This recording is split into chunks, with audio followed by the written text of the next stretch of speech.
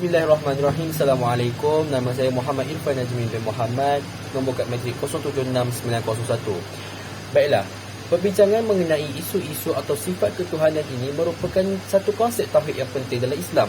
Hal ini juga adalah wajib bagi setiap orang Islam untuk mengimani dengan segala sifat-sifat Tuhan yang telah diceritakan dalam ajaran Islam.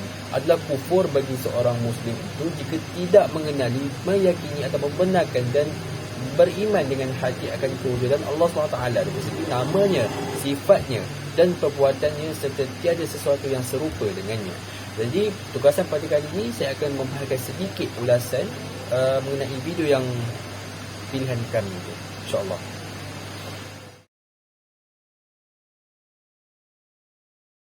Baiklah, video yang menjadi pilihan kami dalam menjalankan tugas ini adalah video ceramah yang bertajuk Tuhan Tidak Bertempat dan Bermasa, dan jangan terpengaruh dengan Wahabi.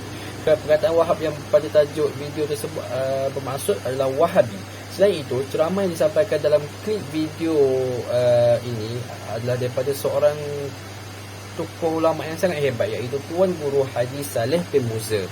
Selain pula, apa yang dibincangkan dalam video ini iaitu memperjelaskan berkenaan sifat ketuhanan Allah SWT, bahawasanya dia tidak bertempat dan tidak bermasa.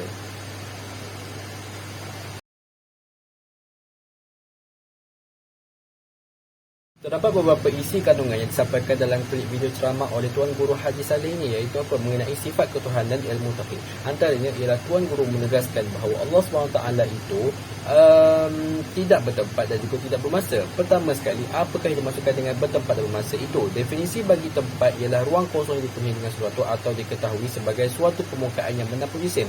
Contoh bagi suatu jisim yang berhajat dengan tempat ialah manusia dan lain-lain.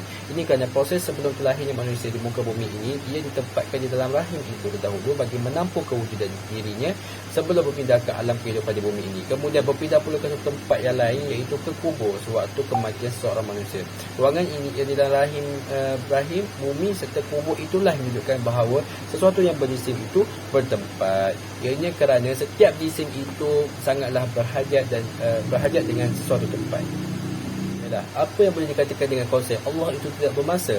Setiap yang bertempat itu pasti akan diikuti dengan masa. Seperti kandungan bayi yang berada di dalam rahim ibunya adalah selama beberapa tempoh yang telah ditetapkan sebelum kandungan itu menjadi sempurna, iaitu selama tempoh 9 bulan. Maka dapat kita ketahui bahawa bertempat dan bermasa ini merupakan suatu sifat yang dihajatkan kepada jisim sahaja dan tidak boleh disamakan dengan zat Allah SWT. Ketahuilah sesungguhnya tidak ada satu pun yang serupa dengan Tuhan. Dia Tuhan. Perkara ini menjelaskan bahawa adanya Allah SWT yang tidak bertempat dan sifat wujudnya tidak sama dengan wujudnya kita atau makhluk-makhluk yang lain. Bahkan Allah SWT sentiasa berada di mana-mana dan selalu mengawal dan mengawasi setiap perbuatan yang dilakukan oleh makhluknya, walau di mana sahaja kita berada. Serta ketahuilah bahawasanya Allah SWT tidak berhajat dengan dua sifat tersebut kerana Allah SWT bukanlah jisim. Isu berkaitan Tuhan ini bertempat telah menjadi satu persoalan yang sering diajukan dalam perbahasan akidah. Hal ini disebabkan wujudnya beberapa golongan seperti Syiah, Wahabi dan sebagainya yang mengatakan Allah SWT perlu berpindah rantah, turun dan naik serta berhajat dengan sesuatu tempat. Pada pandangan mereka, Allah SWT itu berjisim, namun jisimnya tidak sama dengan jisim makhluk yang lain. Oleh kerana pengaruh pemikiran yang telah dibawa ini, maka timbul kenyataan lain yang lebih merisaukan khususnya di Malaysia, iaitu ketika menjelaskan perihal peristiwa Allah SWT, lalu muncul tafsiran bahawa Allah SWT itu sedang berada di langit dan bersemayam di atas arasnya. Maka Tuan Guru Haji Saleh menyatakan bahawa tafsiran dalam pemikiran seperti ini, iaitu menyifatkan Allah SWT sesuatu sifat bagi jisim, mampu menggugurkan syahadah, iaitu akidah seseorang. Mengapa dikatakan gugur akidah? Kerana jika menyamakan Allah SWT dengan jisim makhluk, ini kerana Allah SWT menjawab di dalam surah Asy-Syura potongan ayat ke-9 bermaksud tiada ada satu pun yang serupa dengan dia, dan dialah yang maha mendengar dan melihat. Jelaslah bahawa Allah SWT sendiri mengatakan bahawa takkan ada sesuatu pun yang serupa dengannya.